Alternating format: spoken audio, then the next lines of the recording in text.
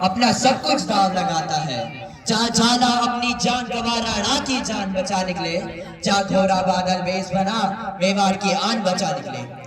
इस वीर प्रसूति धरा ने उपजे कई रत्न महान है। ये मीरा की धरती, ये प्रताप का राजस्थान है, ये प्रताप का राजस्थान है। जय माता दी। मेरा नाम रुद्र प्रताप सिंह राजावत है। मैं कक्षा 11वीं आर्मी पब्लिक स्कूल का छात्र हूँ और आज मैं आप सबके समक्ष मेरे आदर्श वीर शिरोमणि महाराणा प्रताप पर कुछ शब्द कहना चाहूंगा। महाराणा प्रताप का जन्म 9 मई 1540 ईस्वी को कुंभलगढ़ में हुआ। वे राणा उदय सिंह के पुत्र एवं राणा सागर के पौत्र थे। प्रताप में भी बाल्यकाल से ही वीरता की झलक दिखलाई देती थी। एक बार बाघ द्वारा हमला करने पर उन्होंने बाघ को ही मार गिराया। हल्दी घाटी के युद्ध में प्रताप ने 20,000 सैनिकों के साथ 1 लाख मुगलों से टक्कर ली। उनका सदैव कहना था कि एक एक आदमी 5-5 को खत्म करेगा। भले ही अकबर की सेना में दम था, अकबर की सेना में दम था, परंतु राणा के सीने में दम था। अकबर कभी जीता नहीं और राणा कभी हारे नहीं। अकबर ने मानसिंह को अपने साथ लिया, टोडरमल को अपने साथ लिया, जयसिंह को अपने साथ लिया। महाराणा प्रताप अकेले पड़ गए, परंतु इतनी कठिन परिस्थितियों में भी उन्होंने अपना धैर्य नहीं खोया और जंगल जंगल भटकते हुए भीलों की नई सेना बनाई।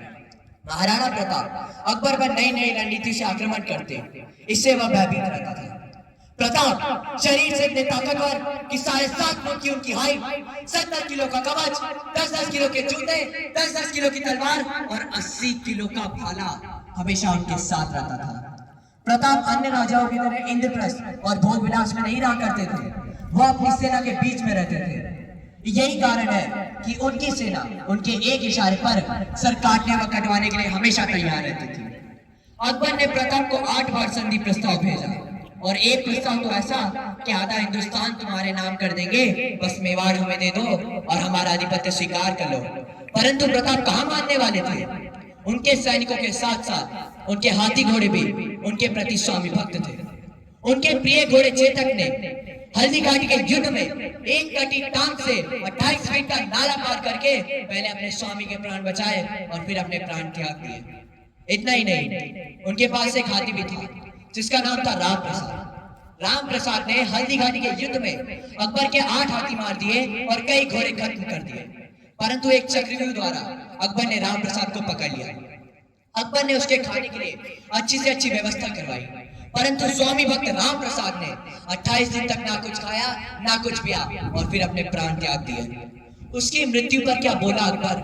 अकबर बोला कि जिस राणा प्रताप के हाथी का सर मैं ना झुका सका, उस राणा प्रताप का सर मैं कैसे झुकाऊंगा।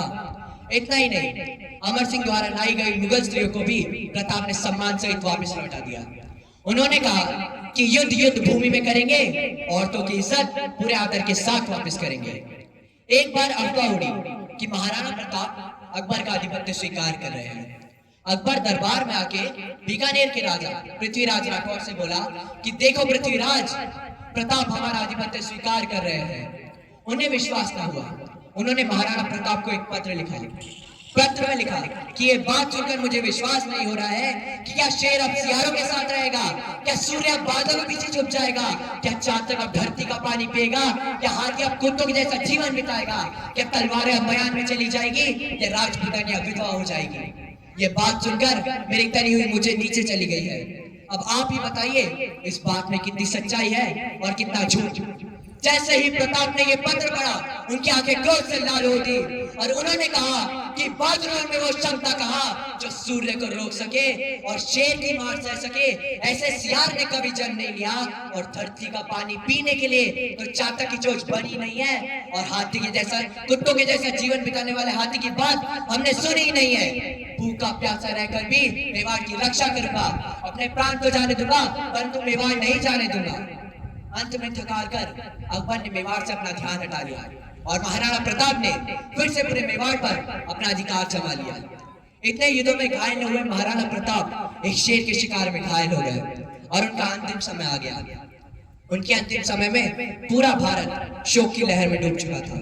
जब अकबर को यह समाचार मिला तो उसकी आंखों में भी आंसू आ गए और उसने एक पत्र लिखा कि महाराणा प्रताप एक वीर, पराक्रमी और सच्चे राष्ट्रभक्त राजा थे जिन्होंने कभी भी आधिपत्य स्वीकार नहीं करा, और मुझे इस बात का हमेशा दुख रहेगा कि मैं उन्हें कभी भी हरा नहीं सका।